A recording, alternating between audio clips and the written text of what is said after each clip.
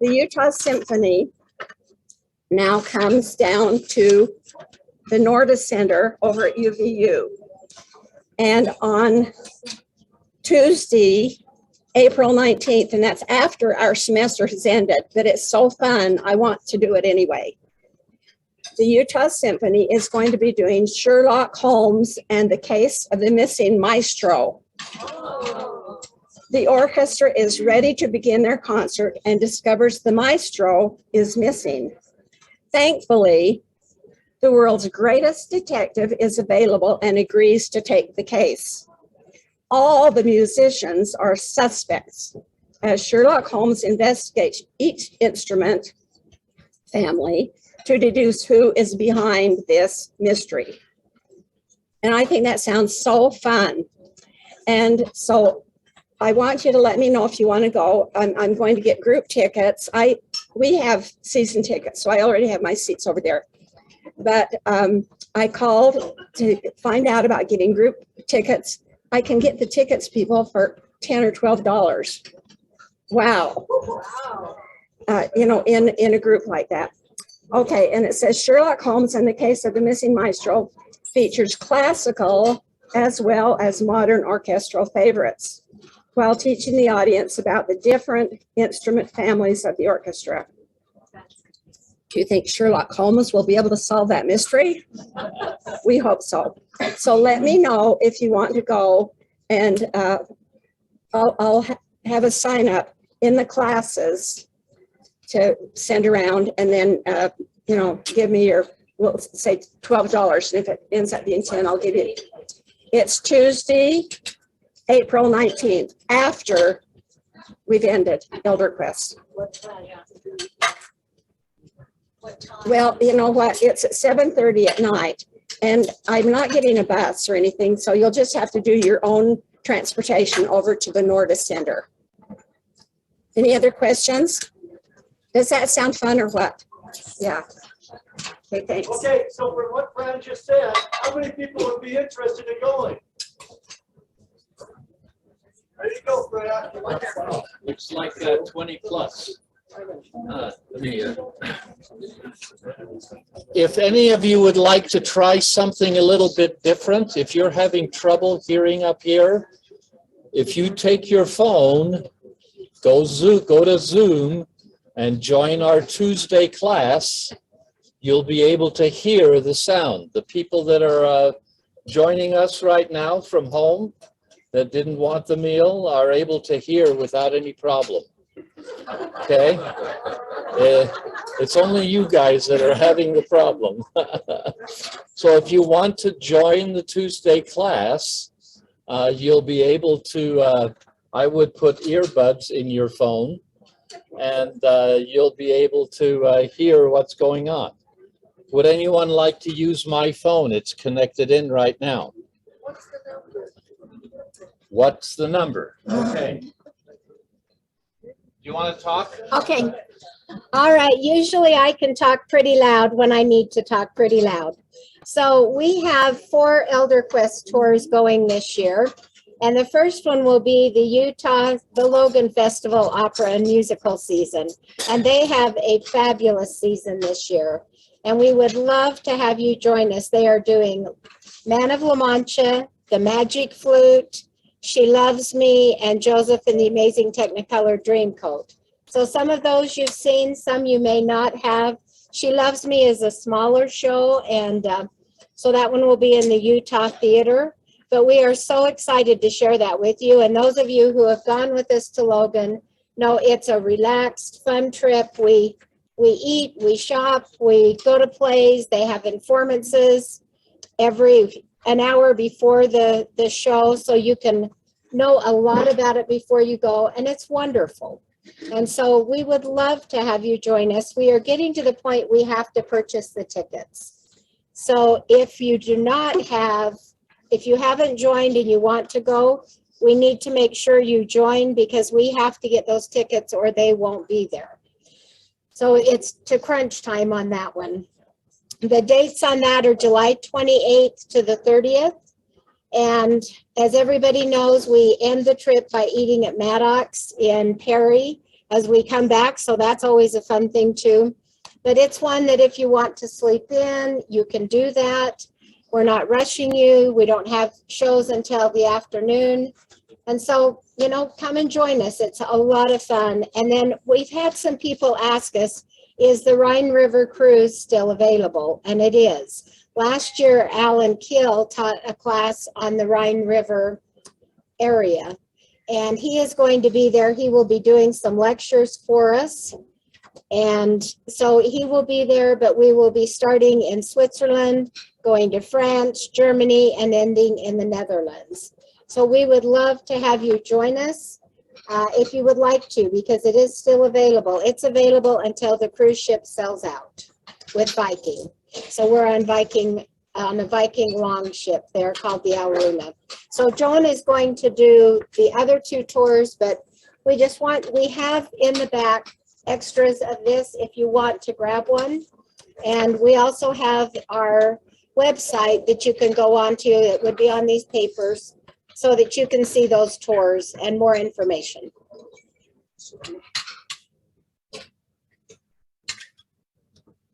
Well, I should be able to, this room should be able to hear me. At least I hope you can. If you can't, just raise your hands and then I'll talk louder, okay? But I'm excited about our trips. We want you to go with us. We love taking you. The Shakespeare Festival down in Cedar City is incredible. This is a place where the great actors and actresses come. They try for these roles. They want to be there. For an actor, it's 4 months of employment, 5 months of employment. So they're grateful to come there, and they love the country. So they love to try out for this, and we're thrilled to take you there.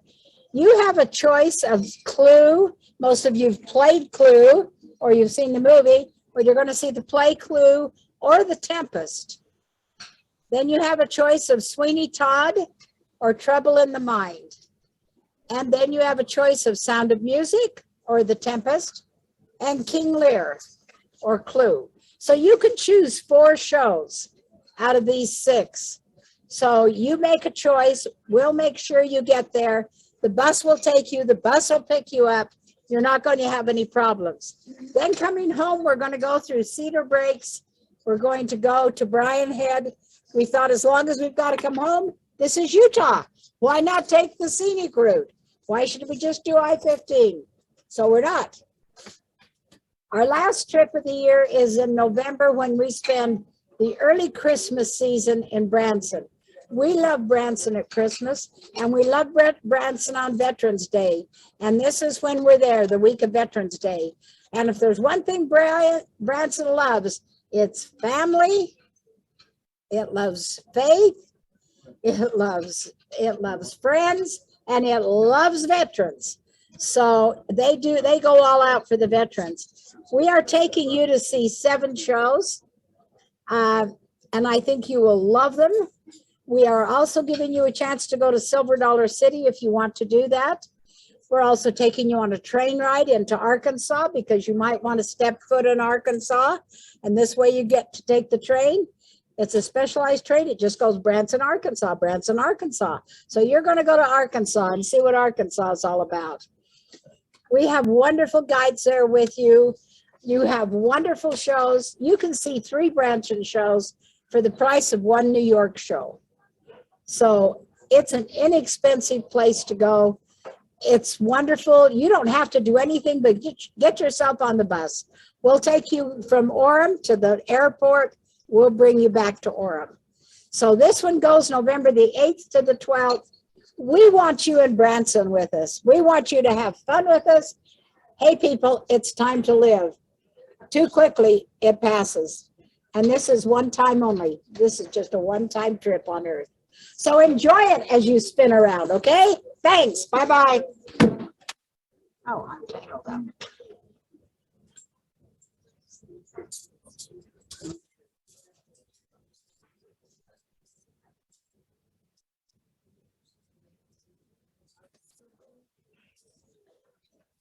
Can you all hear me? Okay. Brent Robinson is our speaker. Brent was born in Spanish Fork, Utah, grew up in Springville, Salt Lake, and Sandy. He's also lived in Northern California, Virginia near Washington, and Alpine for the last 25 years. For 16 years prior to his retirement, which was recently, he was our operating partner at Sorensen Capital in Utah. Before his work with Sorensen, Brent had 20 years of experience in executive roles with commercial and defense high-tech manufacturing. He holds an MBA from the University of Santa Clara and a BS cum laude in management from the University of Utah. He taught entrepreneurship as an adjunct professor at BYU for 4 years. Brent spent 14 years in the Army, the last 10 in Guard and Reserve units as a military intelligence officer. He retired with the rank of a captain. And I always kid him, well, I retired as a colonel, so he ought to obey me every time, but that's not the case. That's why I got out of the military.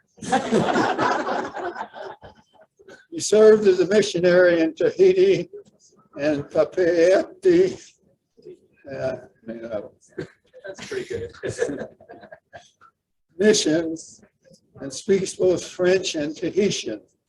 His Polynesian friends remain an important part of his family's life, with frequent visits both here and there. He has a great interest in the Polynesian culture. Some of these experiences and insights will constitute a major part of his luncheon presentation. Brent enjoys having a wonderful companion wife, and why shouldn't he? She's our daughter.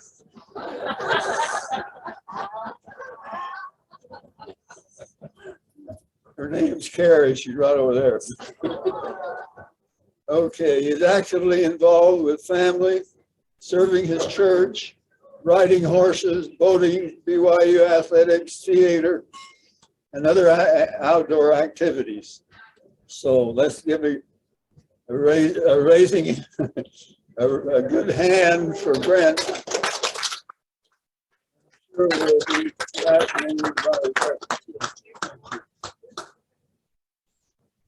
Thank you, Tal. There are 3 things he said out of that are really true. Number 1 is I really did luck out in marrying his daughter, and they did a really good job with her, and so I'm really grateful for that. The second thing is I love Tahiti and I love Polynesia. And I was telling my wife this morning, I got in my truck and was driving and broke down a little bit because I'm homesick. And so it'll be fun to share with you my love of Polynesia. And the third thing is I love my family. And so it's good to be with you today. An interesting thing, Tahitians speak very quietly. So it's unusual. And so I'm going to, speaking loudly is uncomfortable. And so when I came home, everybody was always telling me to speak up because they speak very quietly. And so that's a unique thing. We're going to talk about Polynesia today. And rather than just do a travel log, I wanted to share with you some things about Tahiti in particular. It's a very unique place. It has a unique place in Polynesian history and culture. And so I'll share some of that with you. We'll talk about the historical events there. We'll talk about relationships to the other Polynesian nations, talk about language and culture and some of the things that go around that, and especially surrounding some of their traditional beliefs and that. So I hope that you'll enjoy that. The other thing I wanted to do was to share with you people. And so you'll see our friends and some of their challenges and some of their joy. I've had a few of you who have come up who have Polynesian ties. Donna Marshall, whose husband served in Tahiti a few years earlier than I did. But she understands what we're talking about.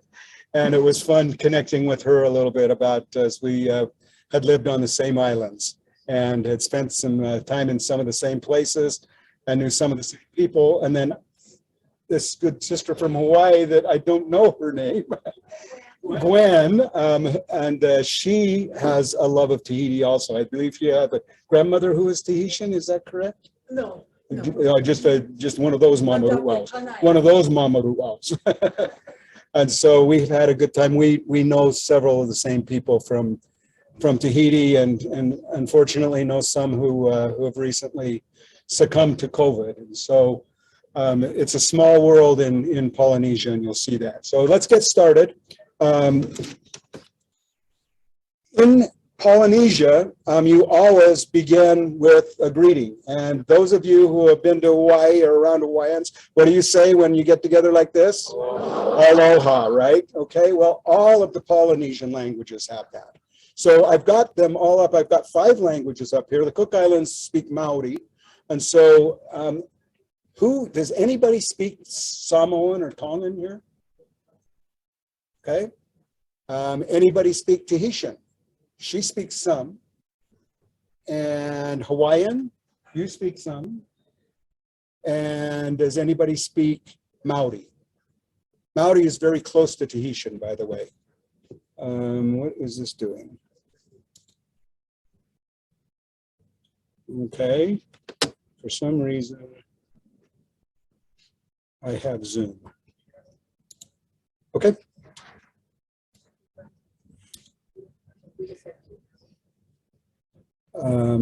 Let's see, did it stop sharing?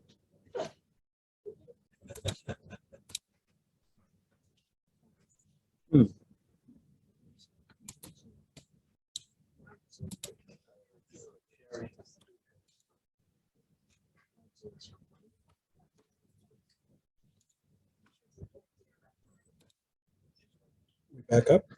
Yep. Okay, we're back.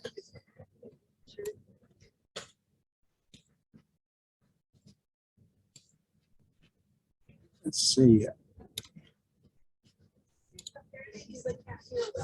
Okay. So in Tonga, who knows what they say in Tonga? Malolele. Okay, so malolele. Right. And in Samoa, they say talofa. So talofa. In the Cook Islands, in Maori, they say kia ora. Kia ora. And in Tahiti, they say yorana, like you're on a bus. Okay. So let's start in Tahitian. Yorana. Very good. And that means may you live on. Okay. And so it's a wonderful way to start anything, right?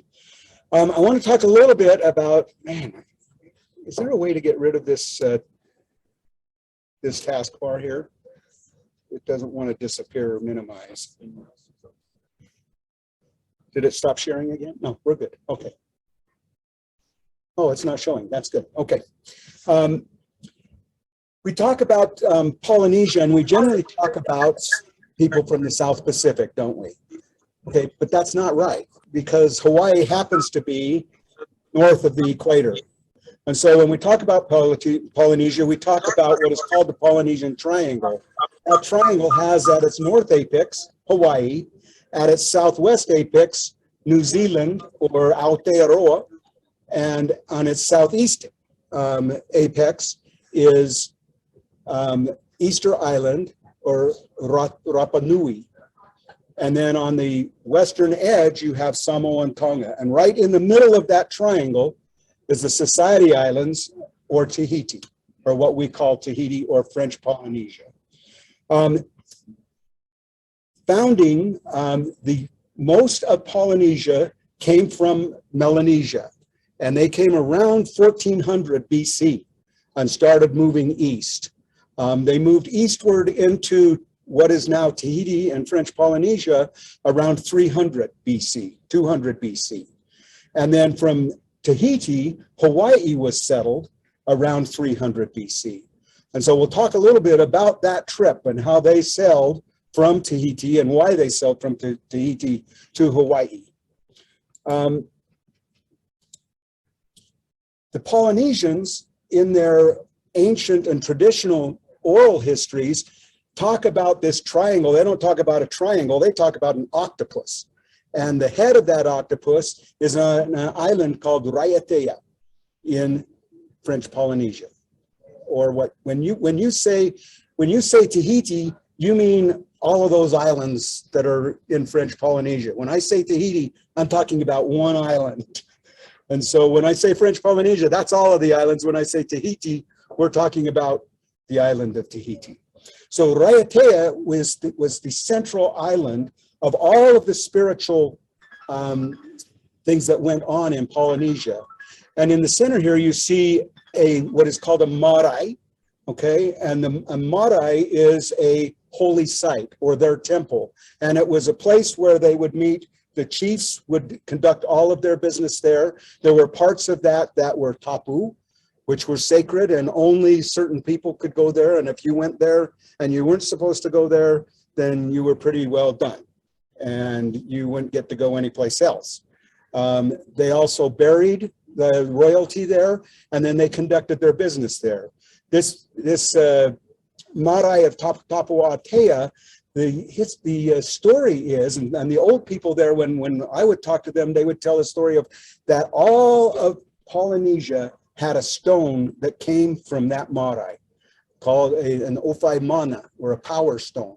And it came from that, and it went to all of the Polynesian islands. And so this was the center of all of religious activity in Polynesia. Originally, Raiatea was called Hawaii, Havai. And in the ancient language, they called that Hawaii. And it's still referred to as, by the older people in Tahiti, they will refer to Raiatea as Vahi or Hawaii. But in 1975, the Polynesian Sailing Society built a replica of a Polynesian catamaran sailing ship. This is what they would have used to sail between the islands and to get around. It was 62 feet long and 20 feet wide. And in 1975, they took that catamaran called Hokulea, and they sailed it from Tapuatea on the Raiatea. They sailed that to Honolulu. And then over the many past years, it sailed all over Polynesia using traditional Polynesian sailing techniques and navigation techniques. The name Hokulea is the name for the star Arcturus. And Arcturus is the navigation star in the southern hemisphere. What star do we use in the northern hemisphere for navigation? The North Star, okay? Arcturus, or Hokulea, is the southern hemisphere's North Star, okay, or the South Star, and they use that. In addition to using the star and the sun for navigation, they also would monitor the temperature of the water with their hand to see where they were in the currents. And they would also monitor the wind to see where they were on course. They were tremendous navigators. Can you imagine not having any modern tools and sailing consistently from Tapuatea to Honolulu? I mean, it's hard to do that today, you know, with modern navigation techniques. And so you just imagine how sophisticated they were, and they traveled all over doing that. So it's just amazing what they did. So this island of Raiatea is really important. Raiatea, Rai means heavens, and Atea means really far. So Raiatea means the heavens that are really out there, or the, you know, out in the eternities kind of thing. So that is how sacred this site is and how important it is to Polynesian culture. Polynesia, there are 118 islands in French Polynesia. The largest of those islands is the island of Tahiti. And the island of Tahiti, to give you an idea, the island of Tahiti is 402 square miles. It is 33 miles long at its longest, and it's 23 miles wide at its widest. 402 square miles is not big.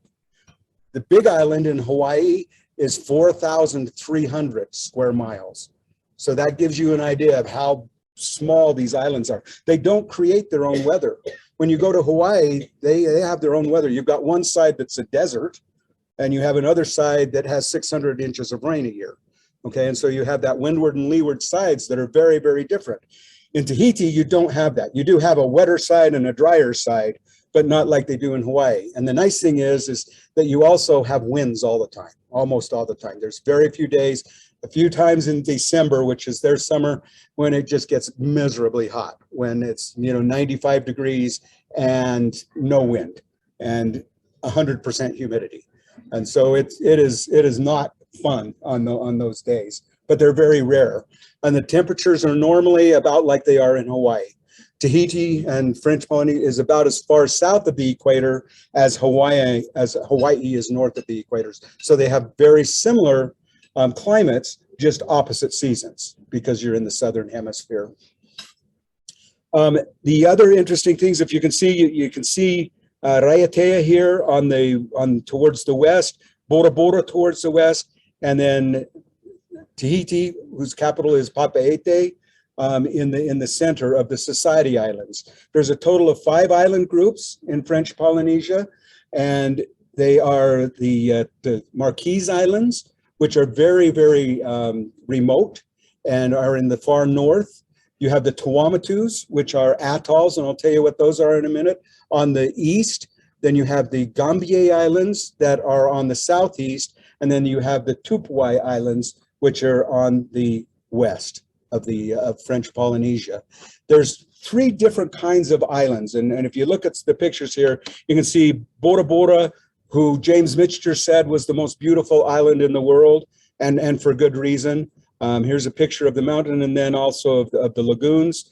The islands of Tahiti, Bora Bora, Raiatea, Huahine, the Society Islands are all the same, and they'll have a mountain, and it goes right up. Like there isn't a big beach like in Hawaii. You've got 200 to 400 yards between the beach and then the mountain goes up, and so it's different. And then you have a lagoon, and then you have a coral reef that surrounds the island. And at night, the most wonderful thing in the world is when you hear the waves crashing on the reef. And when it gets stormy, you can really hear them crashing on the reef. And it's the best thing to put you to sleep in the world. But that's an interesting part. Down in Tupuai, if you look at the island of Tupuai, which is, let's go back there. Where to go? Sorry. I can't see Tupuai here. Hang on, sorry. I need to move something here. The island of Tupuai is a little bit different. They're the Austral Islands. And, sorry.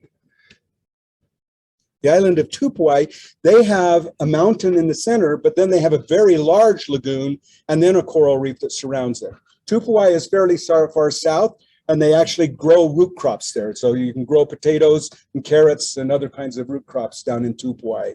The Austral Islands are the Tuamatus and the Gambier Islands. The trade winds come from the north to the Tuamatus. So anybody sailing from the north generally would arrive in the Tuamatus. When Magellan was sailing around the 1500s, he actually saw the island of Puka Puka, which is this tiny little island up here. And I put that on here, one, because it's a really good example of what an atoll looks like. Basically, it's a donut that sits in the middle of the ocean because its volcano sank in the middle. And all it has left is the reef. It's about 10 feet high. And so if there's a storm, you literally tie yourself. Talk into the end of the Okay. You literally tie yourself into. Is that better or worse? Well, I haven't turned it up yet. Oh, okay. Okay. Is that working now? I think it's got a delay to it. Can you hear that? Yeah, I'll just continue speaking loudly. So you literally, during a storm, you'll tie yourself to a coconut tree so you're not washed away, or you leave. So it's a pretty interesting place. The islands, the Gambier Islands, the French did nuclear testing in the Gambier Islands on the island of Mururoa, and they started in 1963, and they didn't stop until 1996. And there's a lot of damage that was done from that, and a lot of damage that was done to the culture, and a lot of hard feelings about what was done to the land. And so the things that happen down there are difficult for the Polynesians. And, you know, like the indigenous peoples here, some of the things that we've done to our land isn't really appreciated much. So, but those are the different kinds of islands there. A little bit of historical background. Tahitians arrived around 200 AD. Magellan sighted Puka Puka. Puka Puka, another reason I put it on there, it's kind of a joke in Tahiti. You know, if somebody says, oh, where are you going? You say, oh, I'm going to Puka Puka. You know, where are you going on vacation? Oh, I'm going to Puka Puka, you know, and it's this little tiny thing. Or they say, where are you from? Oh, I'm from Puka Puka. And so, you know, it's kind of fun to put it up there and enjoy the Polynesian sense of humor. In 1769, Captain James Cook had a commission from the Royal Society, which was an exploration society in Great Britain, to go to Tahiti and watch the eclipse of the sun when Venus transited the sun. And so he was there in 1869. And the buildings that you see over here to the right, these buildings were built, that's a monument to, on Point, what is called Point Venus now, but that's a monument to Captain Cook's trip there. Interesting thing about Captain Cook is he later went to the Tuamatus in 1777, to Tupuai in 1777, and then he ultimately went to Hawaii and was received very warmly and wonderfully there. And, you know, they thought he was a god and gave him all these wonderful things and sent him off. And then he came back and they realized he wasn't a god after all. And so they ate him and you know, thought that was right on, right? And so, you know, you can't you know, play like your god and then come back. So some interesting things that happen. Another interesting thing in 1769, later in 1769, a ship called the Bounty docked in Tahiti, on the island of Tahiti, and there was a mutiny as they left. And Captain William Bligh and many of the crew who didn't want to mutiny were put off and put adrift in a longboat. They all survived. They ultimately all made it back to London. The sailors who had mutinied left, and they went to an island called Pitcairn Island, which is about 1,000 miles east of Tahiti. And it's a volcanic rock, but they lived there for many years. Some of them came back. 3 of the mutineers were ultimately captured and taken back to London and tried and hung. Many of them lived. And in fact, on the Raiatea, I lived with 2 families, the Blue family and the Brodeen family, that were both descendants of the Bounty and had come back there. And I'll show you a picture a little bit later of a friend who's living to today, who is a descendant from the Bounty also. The interesting thing is that there's kind of 2 stories about Captain Bligh. One was he was this ferocious tyrant who was so miserable that he needed to be mutinied against. And there was another, which was he was a typical British captain who was a tyrant.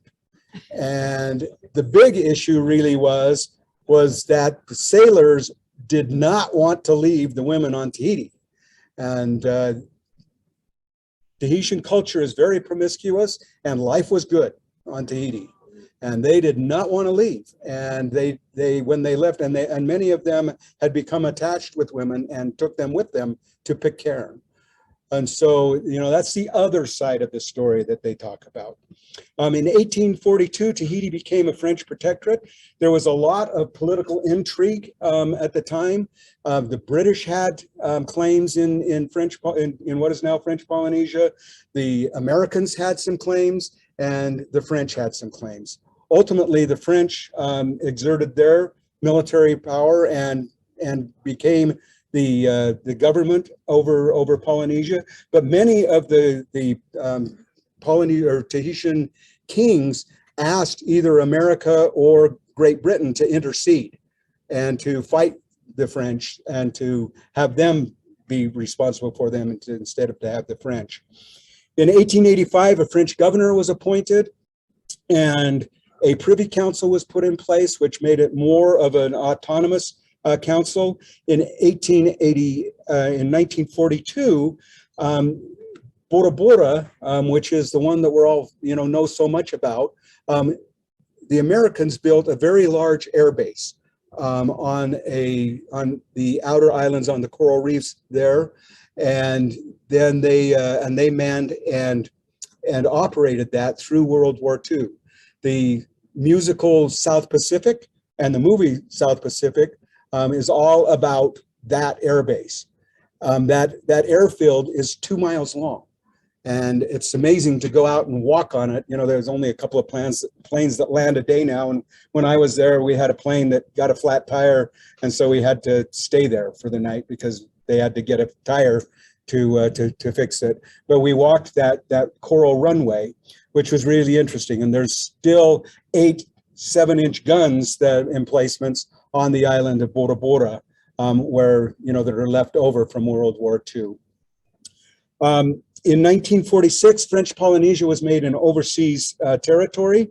And in 1958, a man by the name of Bovana Aopa had a plan to secede from France. And so he had this great plan where they were going to, become completely autonomous and have a completely Polynesian government. He was arrested. The plan didn't work, and so they reverted back and actually lost a little bit of their autonomy at that time. In 1984, Tahiti did become a fully autonomous state, still under French protection, still with French military there, still with a French government and French connections. And then in 2004, Tahiti became a self-governing autonomous state with its own assembly and parliament and its own president, the first time an elected president. And today, they continue that autonomous structure, and their ties, how closely they're tied to France, depends on who's in power at the time and who the president is at the time.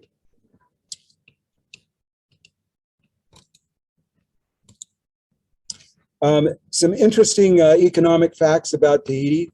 There's 186,000 population is 186,000. Their gross domestic product is $5.5 billion. COVID-19 has absolutely devastated the country. Economically, 70% of their income and revenues come from tourism. And so that has largely affected them. The French have really stepped up and have provided a tremendous amount of support to the people in French Polynesia and to help them to weather that. The main sources of income are French transfers. There's still French military there, plus they do provide a lot of support, and then tourism. There's the normal agricultural things. Agriculture is really important in Tahiti because everything else has to be imported. And so you have to be able to live off of what you can grow and sustain. Major exports are pearls, coconut products, mother of pearl vanilla, and shark meat, interestingly. The official language is French, and Tahitian is spoken also in the outer islands. And we'll talk a little bit about what's happening with the language. The currency is the Polynesian franc, and it stays very steady. 100 francs is typically within a few pennies of $1, and it's been that way for 55 years. And so it stays very, very stable. We don't want to chat.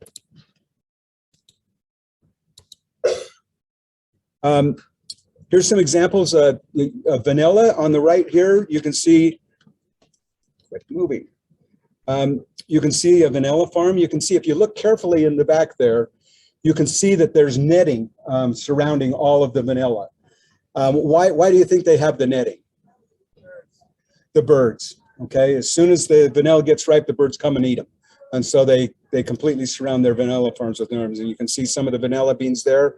They do some beef, not a lot, and then some pineapple. Tahitian pineapples are small and very, very sweet. They don't have as much acid as the larger pineapples have, and so they're really, really great.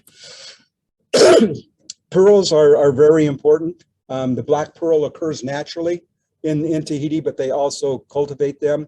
Here you see a woman down here who is actually putting a small piece of sand and putting that into the clamshell, and then it irritates it, and that creates the pearl. And the color and the nature of the what they call the seed that they put in that pearl determines what the pearl is going to be like. And so there's different ways to do that. You can see one on the river up here where they have a line of clams that are lined up, and then another down here where they have basically a very dense place that they grow them. Two important things that if you look at the colors of the pearls, Tahitian pearls range from a very, very light blue to black and green and all different colors in between. They're absolutely spectacular. And then they have so much mother of pearl after they harvest the pearls that they make a lot of jewelry. And so these are some of the beautiful pieces. I mean, the one up on the left is just stunning of what they're able to do with the mother of pearl. Coconut is an important product for them. And the main reason it's important is because this is what they do on the outer islands. And the French government subsidizes this substantially. But there's not much to do on the Tuamatus. I mean, you've got a 10-foot high island and it's sand and it's salty, and you're not going to grow anything other than coconuts. And so they raise the coconuts there. If you look, you can see they will take the fallen dried coconuts that fall, and then they husk those. They take out the meat, and then they put them on these racks. You can see a rack up here, and they will dry them. And that you can see the little hut up there. And so when it rains, they push that hut, that tray back under the roof, so it stays dry. These men that are working here, they could take a coconut, they could husk it, they could open it, and they could take out the meat in about 25 seconds. And one of the things they do during their festival is they have husking contests. And they take the coconut, and they have a sharp stick, and they pop it on it, peel it off, break it, take a curved knife, and take the meat out. Now, Tahitians use a lot of coconut, but what they do is they grate it on what's called an ana, okay? And you just grate it, and then you squeeze it through cheesecloth and create milk. And that's what you use to eat and to cook with, okay? Coconut like this is chicken food. And so the first time, that I said, hey, can I have some coconut? I said, what do you want to eat chicken food for? So they view that as chicken food. That's not, the real coconut is what you squeeze and you put on things. The other thing they create is different oils. And I don't know, have any of you ever used Manoe oil? Yeah, yeah, it's really great. And they put the flower up here as a Tahitian Gardenia tiara Tahiti. And it's a very, very fragrant, wonderful scent. Tourism is important. And tourism is easy in Tahiti, mainly because it's beautiful. The water is warm. The people are unbelievable. And there is just no better place to relax. It's not busy. There's not a lot of things to do. And so you just are able to really enjoy getting away. And these are some of the kinds of things that you would see in places you might go in Tahiti. Polynesian culture centers around its people. Dance and music is really important in Polynesia. And it's important, one, because it's fun and they like to do it. And it's part of their culture. But Polynesian languages were not written. And so dance and song is Polynesian history book. And so all of these songs that you hear and see, all of that is rooted in their histories. And so when they dance, they are telling a story. When they sing, they are telling a story. And if we were, meeting today and we were, Tahitians, then we could likely start this with an old song. Okay, and I'll do one for you. It's called an ute. And an ute is basically, it starts out and it welcomes everybody. And it starts with, the most important people there down to the dogs, and it can take, like 5 minutes to introduce them. Gwen will know this, the Polynesians, they got to introduce everybody, right? And so we introduce everybody, and then you tell the story. And that story could be about your community, or it could be something about the ancients, or it could be something that, you need to remember about a battle or something else that had happened in the community. And so an ute starts out, and it starts out, ah, hey, te mau tamahine, te mau hoa e, tato poroa, I te ye arui, I ore I to tato wharereira a e. Te ye mai ne tō mau tamari I to te ama ai te veitoa e. E haere mai tato I te atua no te maurawe a maitai e. Aue, te mau tamari e, te mau hoe, aue, e ora ne tato I to tato wharereira a e. So that was how they would tell their stories. And so it would start with, I said, hello, all of you brothers and all of you sisters and all of you children and all of you dogs. Thank you for coming. We're grateful to meet here. Okay, and then we said that, we've come here to talk about Tahiti. We've come here to talk about the people, and you tell that story. And so that was the history book. And that was what would go on. And they still, we were talking, Gwen and I were talking a little bit earlier, they have what they call the Heva, which is a big festival. And they have these contests, and each of the communities will come and they'll do these old songs, these what they call a himine tahito, and old songs. And they will do those because it's their histories. And their dances will be histories also. How many of you have been to the Polynesian Cultural Center? Okay. Now, if you haven't been, or next time you go, I want you to notice something.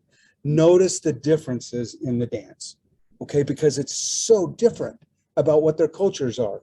If you look at the Tahitians, okay, who are up here, okay, what are the Tahitians about?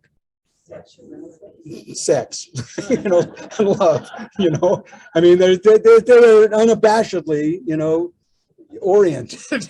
And so that's what Tahitian dance is about, okay? Well, then you look at the Maoris, okay? And what are the Maoris about? The Maoris are about in your face, hey, you mess with me, you're going to be in big trouble. And it's the men and the women. I mean, here's the men, here's the women, both doing the haka, which is like, don't mess with me, okay? And then you have the Tongans, up here, and look at those faces. And look at what they're doing. They're just freaking having fun. They're just happy people. And you see that in both the men and the women with the Tongans. And then the Samoans are really technical. They do the slap dances and they do the fire dances, and they have fun too. They're a little bit of a clown, and they like to play. But you see those different cultures, and then you see the Hawaiians, and the Hawaiians are pretty serious. They're serious about their dance. Yeah, I mean, they're telling the serious story of, hey, we're important and all this is important. You better pay attention because this is important, and they're pretty serious and somber about what they do. Okay, so look at those cultures. Isn't it interesting as you see that and what they were like? It's fascinating to see that. And you see that when you meet them and talk to them. Next time you meet a Samoan or a Tongan or a Hawaiian, you talk to them and see, because that's what they're like. That's who they are. That's where their roots come from. It's fascinating to be part of that. Polynesians are deeply religious people, and it comes from their tradition. And their tradition anciently is built in these marais, okay? And you see that's a marai is spelled up there. It's their sacred site. It's their temple, okay? It's where they worshiped. It's where important things happen. Okay, in Hawaii, they are called heiaus, okay? And then all of the islands will have these kinds of structures where they worship. And it's a really important sacred site. The one in Tapu Tapu Atea, when I was first there, it was kind of a mess. It was actually destroyed in 1828. in a fight between, you know, the Christian missionaries and their converts and the old people and, you know, their traditions. And unfortunately, you know, Tapu Tapu Atea got, you know, hurt in the process. Much of it's been restored now, though. It's really interesting and beautiful. And we went back there. When I was there, you could walk anywhere you want. Now, you know, it's all tapu, and, you know, and it's wonderful to see what they've been able to do and the respect that they have. And one of my good friends actually went to BYU Hawaii, where he studied culture, and he's an artist. And one of the things that he created is a thing, I think, called an ohu. And it is a stick that has, it's like a tiki stick, but it has a story on it. And he actually created those that are on Tapu Tapu Atea. And he studied them out and created those. And it's so wonderful to see all of those kinds of things coming back that were lost for some period of time. Religion, modern day religion, is important in Tahiti also. They have tremendous faith, they have tremendous love, and they have tremendous commitment to God. They're just about every modern day sect is represented in French Polynesia. The main religions there are the Protestant Congregationalists, the Catholic Church, and then the Church of Jesus Christ of Latter-day Saints, who built a temple there in 1984. And then this is kind of a typical outer island chapel that you can see in Avea Raiatea. But it's an important part of their life. Most people go to church. Most people participate and serve in their church and are very, very active in their church. And so it's easy. You can go and talk to anybody you want about religion. They may not like what you say, or they might shake their head and say, "Oh, that's wonderful, wonderful, you idiot," when you leave. But they, you know, they're very, very loving. In Tahiti, when you're walking down the street, you will hear somebody say, my tama'a, hi, come on, come and eat," you know, and so they're just open like that. So it's a very, very open, loving culture. Typical housing is humble. You know, there's really nice houses in Tahiti like there is everywhere else, but this is kind of what housing looks like. And, you know, the front of the house and the back of the house. And this is kind of what a lot of housing in Polynesia looks like. It's humble. A lot of it is living outside. It's an extension. A lot of houses will have different houses. So you'll have one house to cook in, one house to sleep in, one house to visit in. And those are separate houses. Traditionally, that's the way that Polynesians live, is a separate house for each function. Children are an important part of Polynesia, and especially in Tahiti. If you go to Tahiti, make sure you take time to just go talk to kids. It will make your life so wonderful. They are delightful, and they learn English in school, and they will try to speak English to you if you try.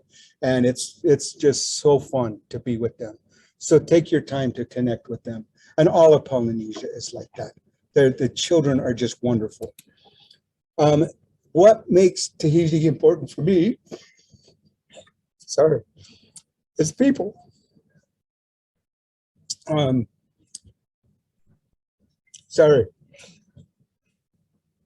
This is Mama Peria with my wife. She is the most kind, wonderful person on the planet Earth. She took care of me. She took care of us. She taught me language. The funny thing is how arrogant I am. When I met her when I had been in Tahiti about 4 months. And so I came to her area and met her, and I couldn't understand her. And I thought that maybe she came from a different island with a different dialect, or, you know, didn't speak the Tahitian or something, because I just could not understand her. And then I went back and I saw her this time, and she starts talking to me, and it's in this gorgeous Tahitian. And I just realized how arrogant I was, that I actually thought that I spoke Tahitian better than she did when I was there, and that I couldn't understand her. Yes. Yes, I met her on my mission the first time. So she's a sweet lady, and she's awesome. And they surprised it when we met with this family. They surprised me, and she came. She's 89 now, and so it was really sweet to see her. And she had made these hats for us. And so And then these other people here are a wonderful family. Doreen was a young girl when I first met her. Her husband is Chinese, and he actually passed away a few months after we had visited there. And then this gentleman here is actually a descendant from the Bounty, and he unfortunately passed away from COVID about 9 months ago. But they're wonderful people, and if you go to Tahiti, take the time to just go for a walk, and take the time to go and just talk to people. They'll love talking with you. They'll do their best to speak in whatever broken English they can, and they'll make you feel welcome and loved.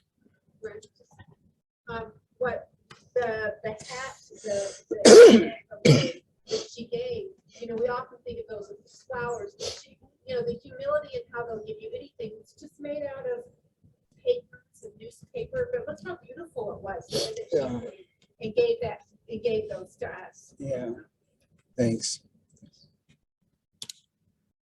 These are my dear friends, Mary and Fred Hawata, and we love Mary and Fred. The reason I have their pictures is look at their faces, and that smile is what you get.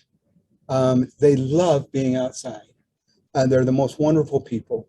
A funny quick story. One time, Carrie and I were headed out on a date one evening, and our daughter calls us. She's 13 or 14. She calls us and said, "Hey, there's a bunch of Tahitians on the porch." And I go, "Oh, okay. So, how many is a bunch?" She said, "Oh, about 20. And they think they're staying here." And I go, "Oh, okay, that's Fred." No, at our home in Alpine. So they showed up and spent, what did they spend with us? 8 to 10 days or so, quite a while. And so but that's Tahiti, and that it's just like life happens, and it's that idea that you share whatever you have. In Polynesia, theft wasn't a big thing, but one morning I went out and my bicycle was gone, and I was really upset. And so I actually had a Polynesian companion, and I said, "My bicycle's gone," and I was all upset. And he goes, "What are you all mad about?" He goes, "Somebody needed it." And he goes, "It'll come back." And so like 2 weeks later, the bike came back, and it's like, okay, this is how it works. And, we kind of have this possessive view of the world. The only thing that they're very possessive of is fruit trees. And you don't pick fruit in Polynesia. That tree and that fruit belongs to somebody. And unless you have permission to take it, it's not yours. Okay, and so you leave it alone. That's the only one thing that they're very, very possessive about, and that you need to be mindful of. Brent, Yes. what is the language or the family structure? Who's the boss? Women. Yes. Spoken by a true female Polynesian. It is matriarchal, and they're wonderful too, though. They live in extended families. You will have grandma and grandpa and uncles and aunts all living together. It's not unusual to have a Fafaru child, which is an adopted child, which you will take, one of your nephews or nieces or neighbors or whatever, and they become part of your family. And sometimes that is by necessity, because that family can't take care of them, or it's because, that family needs to have another child. And so they will have another child come to that family to help that family. And those are the kinds of things that happen. But these families are very close, and auntie and uncle and extended, they're all auntie and uncle, no matter who it is. So Gwen's my auntie, right? That's right. So, okay. And so it's all related that way. And What about the old people? The old people are taken care of, and they live with their families. and they live in the same homes. So anyway, I wanted to share with you the Hawata family. They're wonderful and mean a great deal to me. Tahitian food is typical Polynesian food. It is it is not Weight Watchers, and it is pretty heavy. And you can see here some of the unique things. Tahiti has poisson cru or eiota, which is raw fish. It's actually marinated in lime juice and then has coconut oil or coconut milk on it.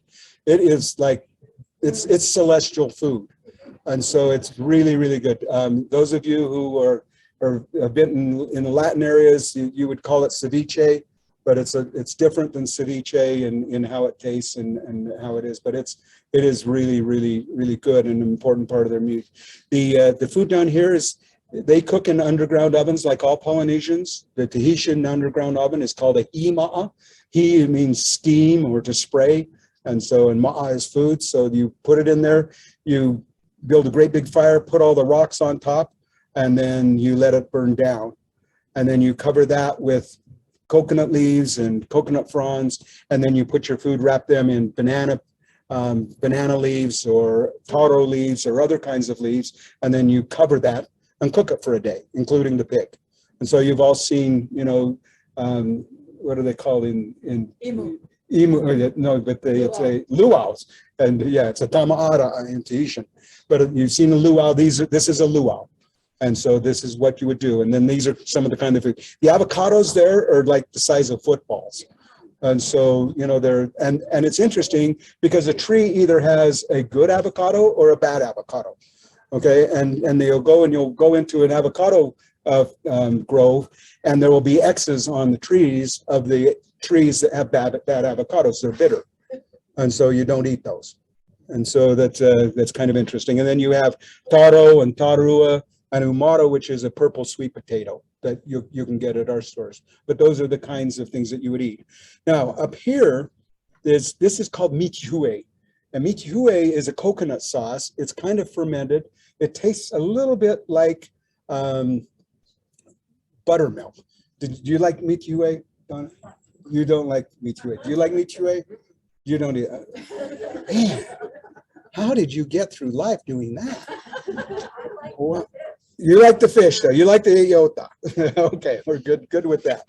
So this is like Hawaiian poi.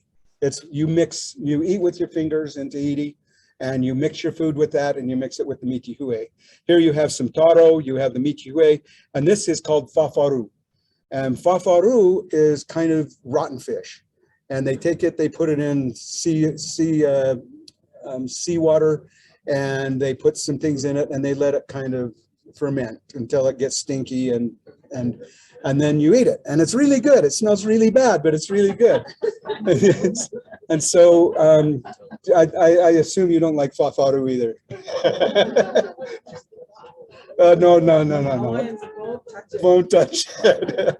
Okay. How long did it take you to get used to it? I liked it to start with, unfortunately. So, but I did have a companion that he was new, and we went to get him Tahitian food, and the woman had fixed us the food, and I told him that they would be offended if he didn't try it, and so he didn't like it, and he got this ugly, and this Tahitian grandmother came up. She just whacked me and said, "Don't you ever do that again." So they look out for all of us, I guess. But this is Tahitian food, and it's good and fun to eat. I wanted to talk a little bit about Polynesian languages. Unfortunately, we're losing them, and and like all good things, things get replaced by others. But there were no written languages in Polynesia. Everything was, and so the written languages that we have now are basically phonetic pronunciations that were created when missionaries translated the Bible. And so you have translations that are direct phonetic translations, and the letters don't quite match. They're in Polynesian languages. You never have two consonants together. It's always a consonant that separates vowels. You can have as many vowels as you like together, but there will never be two consonants together except for NG, okay, which in some of the Polynesian languages is pronounced nga, like tonga, okay? And so, or in Maori, the number 2 is na, okay? Or a WH together. And, you know, Maori has a WH together. Hawaiian has a WH sound, you know, which is, you know, like ware, which is, you know, ware or hale in other languages. But you'll see that Tahitian has 13 letters in its alphabet, and you can see the ones that are missing, but they're not a real good fit. And so, you know, a B and a P in Tahitian, they kind of sound the same. And so if there is a B in a language, then you would pronounce it as a P. If there's an S that shows up in Tahitian writing someplace, you pronounce it as a T, okay, because that's the sounds that it has. And Hawaiian has 12 letters, Maori has 15, Samoan has 14, and Tongan has 15. There's some interesting things when you have two vowels together, then they're separated by a glottal stop. That's shown by an apostrophe in the written language. And so, excuse me. And so if you have an AA, it would be pronounced with this kind of stop in between it. So In Tahitian, the R is a hard R, okay, like a Spanish R. And so Fare, okay, which would be fare, you know, is fare. And so it has that rolled R on it, okay? And wherever, for example, in a language where you don't have that letter, so in Tahitian there's not a lot of Ks, then you would have an apostrophe that would show a glottal stop.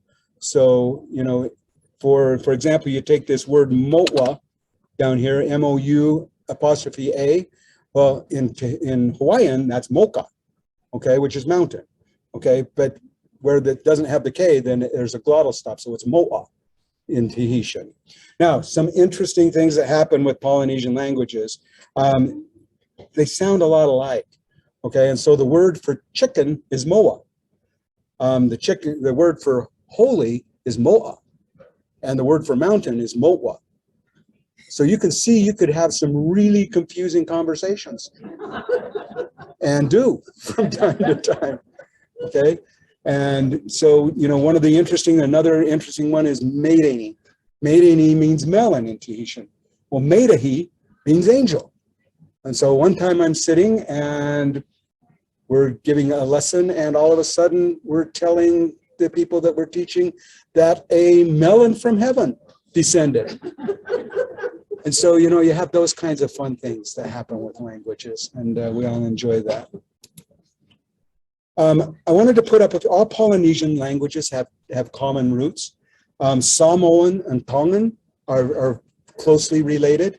Hawaiian and Tahitian and Maori are closely related. A study was done, and actually 76% of Hawaiian and Tahitian words are lexichologically related. Okay, and so they're very, very close languages. And if you look at some of these words here, like look at king. In Tahitian, king is ari'i, and in Hawaiian, it's ali'i. Okay, because it has an L where Tahitian has an R. If you look at va'a, you have va'a, wa, vaka, and paupau. So those are different. Vihine is just pronounced differently, and in Hawaii, there's rules of when you pronounce a W sound with a V sound, and a W sound with a W sound, okay? And so you learn those kinds of things. But you can see how close these languages are and how the letters are replaced from one to another. The one final interesting thing about languages, their grammar is backwards. And so a sentence begins with tense, okay? So it was in the past, it was present, or it's in the future. And then you have the verb. You don't conjugate verbs, thank goodness. It was learning to conjugate French verbs was enough. If I would have had to conjugate Tahitian verbs, I probably would have, my brain might have exploded. But they don't conjugate verbs. And then you have the pronoun, And then you have a preposition or a descriptor that comes after that. So that's the language structure. And it's the same in all Polynesian languages. The interesting thing is they also differentiate. And so if I'm talking about Gel and me, then the pronoun for us two, okay, is Mawa, okay? But if I'm talking about Gel and somebody else, that's Rawa. That's those two, okay? Or if I'm talking about us two, but not including him, then that's Tawa.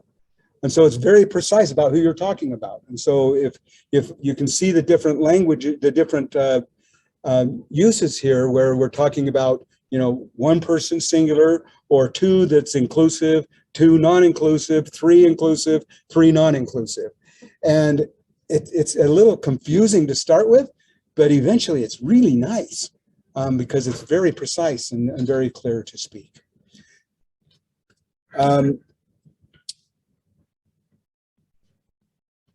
Tahiti is just an amazing place. I'm sorry, let me get back here. I want to share something, one more thing with you here.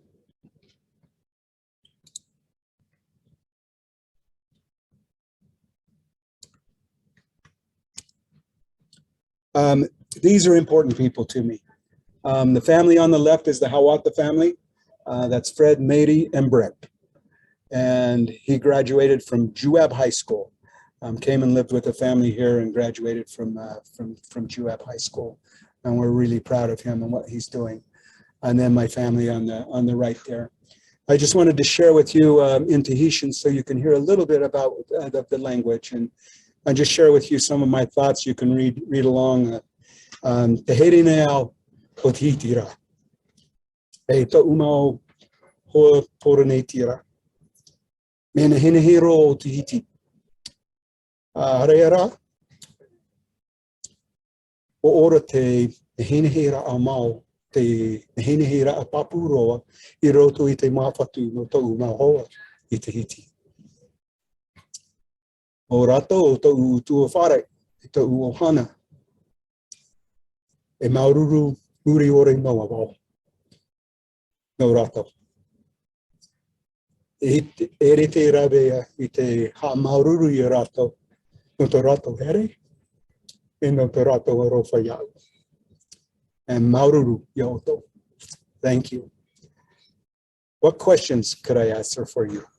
What's that necklace called? This is called a hei, H-E-I. In Hawaiian, it's a lei.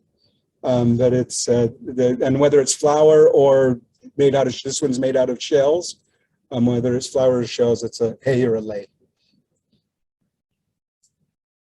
Any other questions? Or I've worn you out. Yes, Gwen. I want to know if the Tahitians eat fish eyes raw, floating in coconut milk, like the Fijians. No. They eat a lot of bizarre things, but not that. Though I'm sure there's some who are. And I also want to tell everybody he is Kama'aina. He is a man of the Aina because he weeps when he thinks of Polynesia. He's definitely one of us. My life is better. How come there's so big, the football players? Boy, just go and meet their parents. They're big people. They are big people. Yes. They're not as big as the Tongans, but they're plenty big. Yes. Someone's beat the Tongans. Yeah. Yes. Pictures of your friends that were outside and you talked about the expressions on their face and the joy. Well, when I'm in Tahiti and when I'm around Polynesians, I'm a different person. They make me better. So, thank you. Thank you.